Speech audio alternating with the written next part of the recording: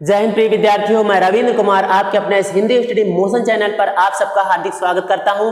प्रिय विद्यार्थियों, आज आप हमारे साथ में पढ़ने वाले हैं राष्ट्र कवि मैथिली शरण गुप्त के महाकाव्य साकेत के 8वें सर्ग के कैकेयी का अनुताप नामक शीर्षक के इन छंदों के बारे में। तो आइए साथियों, हम किसी प्रकार से देर न करते हुए आपको लिए चले इस छंद की तरफ। लेकिन एक बात याद रखिएगा, अगर आपको यह वीडियो पसंद आता है तो उसे आप लाइक अवश्य कीजिएगा और दोस्तों को भी शेयर कीजिएगा। यदि आपने चैनल को हमारे सब्सक्राइब ना किया हो तो आप सब्सक्राइब भी कर लीजिएगा। आइए दोस्तों चलते हैं। युग युग तक चलती रहे कठोर कहानी, रघुकुल में भी थी एक अभागिन रानी। निज जन्म जन्म में सुने जीव यह मेरा, धिक्कार उसे था महास्वार्थ ने घेरा। सौधन्य वह एक लाल की माई, जिस जननी ने है जना भरत सा भाई। पागल सी प्रभु के साथ सभा चिल्लाई, 100 बार धन्य वह एक लाल की माई। यहाँ पर पहला वाला छंद है, इसमें कैकेयी संबोधित कर रही हैं उस जन समुदाय को, उस सभा को। क्या कहती हैं? अपने आप को पश्चाताप भी कर रही, साथ में युग युग तक चलती रहे कठोर कहानी। वे कहती हैं कि यह कठोर कहानी युग युग तक चलती रहेगी, मतलब अनेक युगों तक यह कठोर कहानी चलती रहेगी। रघुकुल में भी थी एक अभागिन रानी, लोग यही कहते रहेंगे कि रघुवंश में एक अभागिन रानी कैकेयी भी थी। रघुवंश में एक अभागिन रानी कैकेयी भी हुई है। निज जन्म जन्म में सुने जीव यह मेरा। अरे अब तो मेरा जीव, अब तो मेरी आत्मा जन्म जन्मांतर इस बात को सुनती रहेगी कि धिक्कार उसे था महास्वार्थ ने घेरा, कि उस रानी को धिक्कार है, उस रानी कैकेयी को धिक्कार है जिसे महास्वार्थ ने घेर रखा था। आइए इसको एक बार फिर से देखते हैं। यहाँ पर कैकेयी जन समुदाय को संबोधित करती हुई अपने पश्चाताप को भी प्रकट करती हुई कहती हैं कि युग युग तक यह कठोर कहानी चलती रहेगी। कौन सी कठोर कहानी? अरे जो यहाँ बीच माता और पुत्र के बीच में जो संबंध बिगड़ गया है, वही कठोर कहानी युग युग तक चलती रहेगी। लोग यही कहेंगे कि रघुवंश में कोई एक रानी कैकेयी भी थी जो बहुत बड़ी अभागिन हुई। अब मेरी यह आत्मा जन्म जन्मांतर तक इस कठोर कहानी को सुनती रहेगी। लोग यही कहेंगे कि उस रानी कैकेयी को धिक्कार है जिसे महास्वार्थ ने घेर रखा था, अर्थात जिसने अपना ही स्वार्थ सदैव साधा। आगे देखें। सौधन्य वह एक लाल की माई, जिस जननी ने है जना भरत सा भाई। ये है वचन, ये है छंद श्री रामचंद्र जी के श्रीमुख से निकला हुआ। जिस जननी ने है जना भरत सा भाई, जिस माता ने भरत जैसे भाई को, मेरे भाई को जन्म दिया, जिस माता ने मेरे भाई भरत जैसे को जन्म दिया। और पहली पंक्ति में सौधन्य वह एक लाल की माई, जिसने भरत जैसे अनमोल रत्न को जन्म दिया है, वो माता सौधन्य 100 बार धन्यवाद देने योग्य है। वो माता 100 बार धन्यवाद देने योग्य है। पागल सी प्रभु के साथ सभा चिल्लाई, जैसे प्रभु श्री रामचंद्र जी ने उस सभा में उपस्थित लोगों के बीच में यह वचन उच्चारे, इन वचनों का उच्चारण किया, उनके उच्चारण के साथ ही सारी सभा, सारा जन समुदाय चिल्ला उठा। क्या चिल्लाया? पागल सा चिल्ला उठा, चिल्लाया 100 बार धन्य वह एक लाल की माई। हाँ, सचमुच वो माता धन्यवाद देने योग्य है। वो माता 100 बार धन्यवाद देने योग्य है जिस माता ने भरत जैसे पुत्र को जन्म दिया। आइए इसके दूसरे वाले छंद को फिर से देखते हैं। यहाँ पर श्री रामचंद्र जी का वचन है। वे कहते हैं कि जिस माता ने हमारे भरत जैसे पुत्र को, हमारे भरत जैसे भाई को जन्म दिया, जिस माता ने भरत जैसे अनमोल पुत्र को जन्म दिया, वो माता 100 बार धन्यवाद देने योग्य है। जैसे ही उन्होंने उस जन समुदाय के बीच में इन वचनों का उच्चारण किया, उनके उच्चारण के साथ ही वहां पर उपस्थित जन समुदाय पागलों की तरह चिल्ला उठा कि हाँ, सचमुच वो माता धन्य है जिसने भरत जैसे पुत्र को जन्म दिया है। आइए दोस्तों इसके काव्य का सौंदर्य को देखते हैं। यहाँ पर भाषा है दोस्तों खड़ी बोली। कौन सी है? खड़ी बोली। शैली है दोस्तों प्रबंध। कौन सी है? प्रबंध शैली है ना। रस है यहाँ पे वीर रस। वीर रस ये तो पहली बार आया होगा इस पाठ में। अच्छा, वीर रस है। छंद यहाँ पे सवैया है। कौन सा छंद है? सवैया। अच्छा, अलंकार कौन सा है? अलंकार हम देखें तो यहाँ पे आ रहा है अनुप्रास। कौन सा? अनुप्रास। और एक यहाँ पे आ रहा है पुनरुक्ति प्रकाश। कौन सा दोस्तों? पुनरुक्ति प्रकाश। अच्छा, शब्द शक्ति कौन सी है यहाँ पे? वो है लक्षणा। कौन सी है? लक्षणा शब्द शक्ति है। और गुण कौन सा है? गुण जब रस होता है वीर तो गुण होता है ओज दोस्तों, ये हमेशा याद रखिएगा। जहां कहीं वीर रस होगा, विभत्स रस होगा, वहां पे गुण ओज होगा। तो दोस्तों जैसा कि देखें यहाँ पे भाषा खड़ी बोली है, शैली प्रबंध है। शैली के बारे में आपको पहले से पता है। रस वीर रस है। वीर रस की परिभाषा होती है युद्ध अथवा किसी कठिन कार्य को करने के लिए मन में स्थित स्थायी भाव उत्साह के जागृत होने पर जिस रस की निष्पत्ति होती है उसको हम वीर रस कहते हैं। तो यहाँ पर वीर रस हुआ। और छंद है यहाँ पे सवैया। सवैया का ही एक भेद है। अलंकार अनुप्रास है, आप देख रहे होंगे, इसमें अंत में मिल रहा है अंत्यानुप्रास है। और बाकी आप ढूंढिएगा, मिलेगा, सब कुछ मिलेगा। और देखिए पुनरुक्ति प्रकाश यहाँ पे है, जहाँ पे जन्म लिखा है, यानी एक शब्द की आवृत्ति पुनरावृत्ति हुई है और एक ही अर्थ में, इसलिए पुनरुक्ति प्रकाश अलंकार क्या कहेंगे? पुनरुक्ति प्रकाश अलंकार है। और एक और अलंकार छूटा जा रहा है, देखिए यहाँ पे पागल सी, पागल जैसी उपमा अलंकार है। यहाँ पे कौन सा है? उपमा अलंकार है। उपमा अलंकार की परिभाषा होती है जहां पर उपमेय में उपमान के साथ साधारण धर्म के स्तर पर बराबरी बतलाई जाए, एक रूपता बतलाई जाए, एक जैसा बतलाया जा रहा हो, उसको कहते हैं उपमा अलंकार। यहाँ पे पागलों की तरह किसको बताया गया है? सभा को, जनसभा को। जनसभा उपमेय है और पागल शब्द क्या है? उपमान है, यानी उपमान को उपमेय के समान बतला दिया गया है। आगे शब्द शक्ति यहाँ पे दोस्तों लक्षणा। लक्षणा वो शब्द शक्ति होती है जिसमें लक्ष्यार्थ लगाया जाता है, अर्थात जो शाब्दिक अर्थ होता है उसको नहीं दूसरा अर्थ निकाला जाता है, वो होते हैं लक्षणा। गुण है यहाँ पे ओज। ओज मतलब ही होता है उत्साह। जहां पर उत्साह होता है, स्थायी भाव, वहां पर गुण तो ओज होता ही है। तो दोस्तों आगे हम बढ़ते हैं अगले छंद पे। आइए दोस्तों आगे चलते हैं। हाँ लाल उसे भी आज गमाया मैंने, विकराल कोयसी यहाँ कमाया मैंने, निज स्वर्ग उसी पर वार दिया था मैंने, हर तुम तक से अधिकार लिया था मैंने, पर वही आज यह दिन हुआ रोता है, संकित तब से धृत हरिण तुल्य होता है, श्रीखंड आज अंगार चंड है मेरा, तो इससे बढ़कर कौन दंड है मेरा। यहाँ पर दोस्तों देखिएगा, ये जो पहला ऊपर वाला है छंद, इसमें कह रही हैं कैकेयी कि हाँ लाल उसे भी आज गमाया मैंने।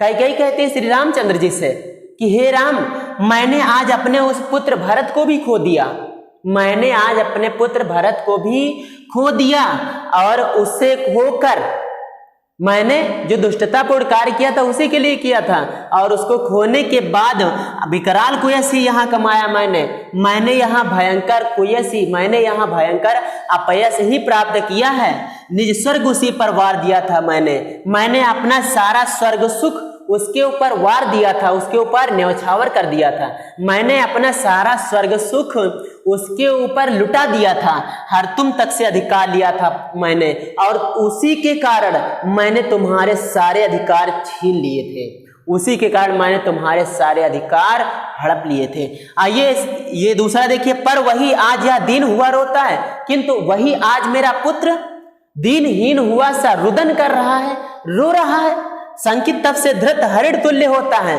वो धृत हरिण पकड़े हुए हिरण की तुल्य तरह, वो पकड़े हुए हिरण की तरह तब से संकित यानी भयभीत है, वो पकड़े हुए हिरण की तरह तब से संकित है, वो भयभीत है। श्रीखंड आज अंगारचंड है मेरा, वो श्रीखंड के समान स्वभाव वाला मेरा पुत्र, वो चंदन के समान शीतल स्वभाव वाला मेरा पुत्र अंगारचंड यानी अंगार के गोले की भांति मुझ पर क्रोधित हो रहा है, मुझ पर कुपित हो रहा है, तो इससे बढ़कर कौन दंड है मेरा, अतः मुझे आप लोग इससे बड़ा कोई दंड न दे। आइए इसको फिर से देखते हैं। यहाँ पर कैकेयी कहते श्री रामचंद्र जी से, पहले वाले में कैकेयी कहते श्री रामचंद्र जी से ही, और बाकी भी लोग तो उपस्थित हैं तो यानी सबसे कह रही मानो। तो यहाँ लाल उसे भी आज गमाया मैंने, यहाँ पर कहते हे राम, मैंने आज अपने उस पुत्र भरत को भी खो दिया, जिसके लिए मैंने इतना दुष्टतापूर्ण कार्य किया था, उससे उस कार्य को करने के बाद मैंने भयंकर अपयश ही प्राप्त किया है। मैंने अपने सारे स्वर्ग सुख उसके ऊपर लुटा दिए थे, और उसी के कारण तुम्हारे हमने अधिकार भी छीने थे। आगे कहती है कि आज वही मेरा पुत्र दीनहीन सा हुआ करुण रुदन कर रहा है, रो रहा है, बिलख रहा है। वो पकड़े हुए हिरन की भांति भयभीत है।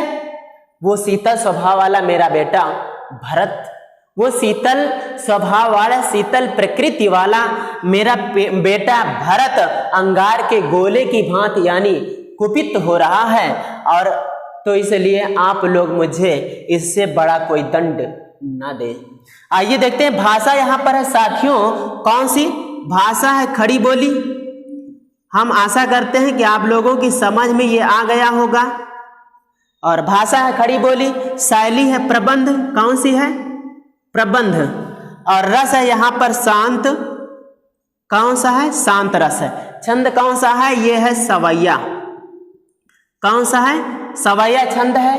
और अलंकार कौन सा है दोस्तों? अलंकार हम देखें इस जगह पे हरित तुल्य होता है, यहाँ पे उपमा हो जाएगा। यहाँ पे क्या है? उपमा है। और अंत में मिल रहा है अनुप्रास भी है, कौन सा? अनुप्रास अलंकार भी है। और भी होगा तो ढूंढिएगा भाई। शब्द शक्ति यहाँ पर है दोस्तों अभिधा, अभिधा है ना। और गुण कौन सा है? गुण भाई यहाँ पे शांत रस है, तो गुण तो प्रसाद है, कौन सा है? प्रसाद गुण है। आइए फिर से देखते खड़ी बोली प्रबंध शैली। प्रबंध शैली वो जो खंड काव्यों, महाकाव्यों, नीति काव्यों में पाई जाती है, मतलब लंबी जहाँ पे घटना चलती है तो शैली एक ही जैसी लिखी है, एक ही शैली में लिखा गया होता है, तो उस शैली को हम प्रबंध शैली बोलते हैं।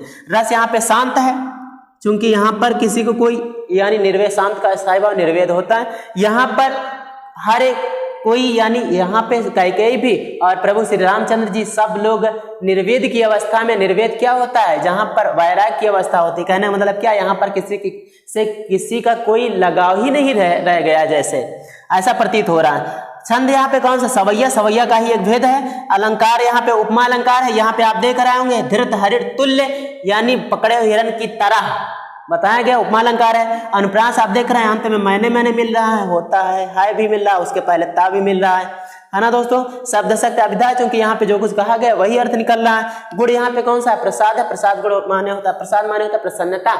यहाँ पर किसी काव्य के पढ़ने से या सुनने से हृदय प्रसन्न हो जाता है, वहां पे कौन सा गुण होता है? प्रसाद गुण होता है। आइए दोस्तों हम अगले छंद पर भी चलते हैं, आज आगे बढ़ते हैं दोस्तों।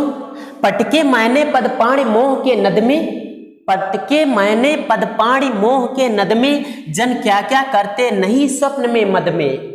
हा दंड कौन क्या उसे डरूंगी अब भी, मेरा विचार कुछ दयापूर्ण हो तब भी। हा दया हंत वह घड़ा, आह वह करुणा, वैतरणी सी है आज जाह्नवी वरुणा। सह सकती हूँ चिर नरक सुने सुविचारी, पर मुझे स्वर्ग की दया दंड से भारी। यहाँ पर पहले वाले में कह रही है कैकेयी कि पटके मैंने पदपाणि मोह के नद में, मैंने मोह के नद में, मोह रूपी नदी में, मैंने मोह रूपी नदी में अपने पदपाणि पैर और हाथ यानी हाथ और पैर फेंके और पटके। जन क्या क्या करते नहीं स्वप्न में मद में, मेरा व्यवहार वैसा ही रहा जैसे लोग, जन मतलब लोग स्वप्न में, मद में, स्वप्न में या नशे की अवस्था में व्यवहार किया करते हैं। मेरा व्यवहार वैसा ही रहा जैसा कि लोग स्वप्न में अथवा नशे में जैसा व्यवहार किया करते हैं। हाँ दंड कौन क्या उसे डरूंगी अब भी, मैंने इतना जघन्य अपराध कर दिया है, मैंने इतना बड़ा अपराध कर दिया है कि इससे बड़ा कोई दंड हो ही नहीं सकता, इससे बड़ा कोई दंड हो ही नहीं सकता। तो आप लोग मुझे कौन सा दंड देंगे? मेरा विचार कुछ दयापूर्ण हो तब भी, किंतु मैं इतना अवश्य कह देती हूँ, किंतु मैं इतना अवश्य आप लोगों से निवेदन करती हूँ कि मेरे प्रति, मेरे संदर्भ में गलत भावना ना लाई जाए, क्योंकि मैंने तो अपनी गलती को स्वीकार कर लिया। आगे देखिए, हा दया हंत वह घड़ा, आह वह करुणा। अरे मेरे इस दोस्त के विषय में, मेरी इस दोस्त की स्थिति में दया, घृणा और करुणा, दया, घृणा और करुणा का कोई स्थान ही नहीं है, कोई महत्व नहीं रह गया है। वैतरणी सी है आज जाह्नवी वरुणा, ये मेरे लिए कुछ नहीं है। वैतरणी सी है आज जाह्नवी वरुणा, आज मेरे लिए जाह्नवी यानी गंगा और वरुणा, मेरे लिए जाह्नवी और वरुणा वैतरणी सी परलोक की नदी के समान प्रतीत हो रही। मतलब यहाँ मुझे माफ करने वाला, मुझे यहाँ पवित्र करने वाला, मुझे यहाँ दोषों से मुक्त करने वाला कुछ रह ही नहीं गया, कोई रह ही नहीं गया है। सह सकती हूँ चिर नरक सुने सुविचारी। हे सुविचारवान व्यक्ति, आप लोग सुने, सह सकती हूँ चिर नरक, मैं चिरकाल तक, मैं दीर्घ समय तक, मैं लंबे समय तक नरक को सह सकती हूँ, नरक के दोषों को सह सकती हूँ, लेकिन पर मुझे स्वर्ग की दया दंड से भारी, लेकिन मेरे लिए स्वर्ग की दया नरक के दंड से भी अधिक बढ़कर होगी। आइए इसके भावार्थ को, इसकी व्याख्या को एक बार फिर से समझते हैं। यहाँ पर कई पश्चाताप करती हैं। वे कहती हैं कि मैंने मोह रूपी नदी में अपने हाथ पर फेंके और पटके, मतलब क्या, छटपटाई। किसमें? मोह रूपी नदी में। यहाँ पे क्या होगा? यहाँ पे हो जाएगा रूपक अलंकार दोस्तों, है ना। और आगे कहती हैं कि मैंने जैसा भी व्यवहार किया, ऐसा व्यवहार अक्सर लोग नशे में अथवा स्वप्न की अवस्था में किया करते हैं। इसलिए मैंने इतना बड़ा अपराध कर दिया, मैंने इतना जघन्य अपराध कर दिया, इतना बेकराल अपराध कर दिया है कि इससे बड़ा कोई दंड हो ही नहीं सकता। जब इससे बड़ा दंड नहीं होगा तो हमको दोगे क्या? क्योंकि दंड तो जितना बड़ा दोष होता, जितना बड़ा अपराध होता, उससे बड़ा दिया जाता है। तो मेरा इतना बड़ा अपराध, इससे बड़ा कोई दंड नहीं है। लेकिन इतना मैं अवश्य कहती हूँ, मैं यह विनती अवश्य करती हूँ कि लोगों के विचारों में मेरे प्रति गलत भावना न लाई जाए, यानी लोग मेरे प्रति गलत न समझें। आगे कहती है कि दया, घृणा, करुणा, मेरे इस दोष की स्थिति में इनका कोई महत्व ही नहीं रह गया है। ये जो जाह्नवी यानी गंगा और वरुणा नदियां बह रही हैं, जो सबको पवित्र पावन कर रही हैं, पुनीत कर रही हैं, सबको तार दे रही हैं, ये मेरे लिए परलोक की नदी के समान प्रतीत हो रही है। अर्थात मेरे लिए ये कुछ भी नहीं रह गई हैं। मैं इनको महत्वहीन समझ रही हूँ। क्यों महत्वहीन क्यों समझ रही हूँ? मतलब ये मुझे माफ ही नहीं कर सकती। आगे कहती है कि हे सुविचारवान व्यक्ति सुनो, हे सुविचारवान व्यक्तियों सुनो, मैं चिरकाल तक यानी लंबे समय तक इस नरक की पीड़ा को सहन कर सकती हूँ। मैं इस नरक की पीड़ा को चिरकाल तक सह सकती हूँ, लेकिन मेरे लिए स्वर्ग की दया नरक के दंड से भी अधिक होगी। यानी मुझे दया न दी जाए, मुझ पर दया ना दिखाया जाए, मुझे दंड ही दिया जाए, ज्यादा बेहतर है। आइए दोस्तों, यहाँ पर भाषा कौन सी है? खड़ी बोली है। कौन सी है? खड़ी बोली। और फिर प्रबंध शैली है ना, प्रबंध शैली है। रस कौन सा है? यहाँ पे शांत रस है। कौन सा? शांत है। करुण भी है। पश्चाताप बहुत बड़ा है। छंद कौन सा है? सवैया। कौन सा है? सवैया छंद है। और ये अलंकार कौन सा है? अलंकार सबसे ऊपर रूपक आ गया है।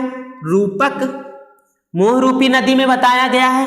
वैतरणी सी यानी परलोक की नदी के समान। अरे नदियां यहाँ की हैं, आई जरूर वहां से, लेकिन नदियां यहाँ की हैं और इनको परलोक की जैसी प्रतीत होती है। जैसे परलोक में कुछ है तो मेरे लिए कुछ नहीं है, वहां है ना, मेरे लिए यहाँ कहाँ है। वैसे इनको यहाँ नदियां हैं, सबको पवित्र कर रही है, लेकिन इनके हिसाब से कुछ नहीं है। तो ये क्या हो गया? यहाँ पे उपमा। कौन सा अलंकार? उपमा है। और अनुप्रास है। अंत में देखिए अनुप्रास है। कौन सा है? अनुप्रास अलंकार है। अच्छा, शब्द शक्ति कौन सी है? यहाँ पर है लक्षणा। कौन सी है? लक्षणा शब्द शक्ति है। गुण कौन सा होगा? गुण तो यहाँ पर भाई प्रसाद ही होगा। कौन सा? प्रसाद गुण होगा। खड़ी बोली हो गई, शैली प्रबंध हो गई जो निरंतर चलती है शैली। शांत रस हो गया जहां पर निर्वेद स्थायी भाव होता है। करुण रस है जहां पर शोक स्थायी भाव होता है, अर्थात जहां पर दुख होता है, दुख प्रकट किया जा रहा होता है। जहां पर कोई अपना प्रिय नष्ट हो जाता तो नष्ट तो बहुत कुछ हो गया ना। और छंद यहाँ पे सवैया, सवैया का ही भेद। अलंकार यहाँ पे रूपक मोह रूपी नदी में बताया गया। उपमा अलंकार वैतरणी सी यानी परलोक की नदी के समान बताया गया है। अनुप्रास आप देख रहे हैं, यहाँ पे सुविचारी भारी रावण है, करुणा वरुणा अड़ा आ रहा है, अब भी तब भी भावर्ण आ रहा है ना।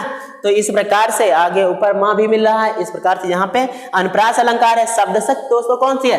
शब्द शक्ति यहाँ पे लक्षणा, यानी जो कुछ हम कहें सीधे वही अर्थ न निकले, बहुत कुछ अलग से निकाला जाए, वहां पे शब्द शक्ति लक्षणा, तो यहाँ पर भी लक्षणा शब्द शक्ति है। गुण यहाँ पे दोस्तों कौन सा है? प्रसाद। प्रसाद माने होता प्रसन्नता। यहाँ पर जिस किसी काव्य के पढ़ने या सुनने से हृदय प्रसन्न हो जाता है, हृदय खिल जाता है, हृदय में शांति का आभास होता है, वहां पर गुण दोस्तों प्रसाद होता है। तो आइए दोस्तों, आज के अंक में सिर्फ इतना ही। अगले अंक में जो इस पाठ के शेष छंद बचे हुए हैं उनको लेकर हम उपस्थित होंगे। तो आइए चलते हैं। जय हिंद।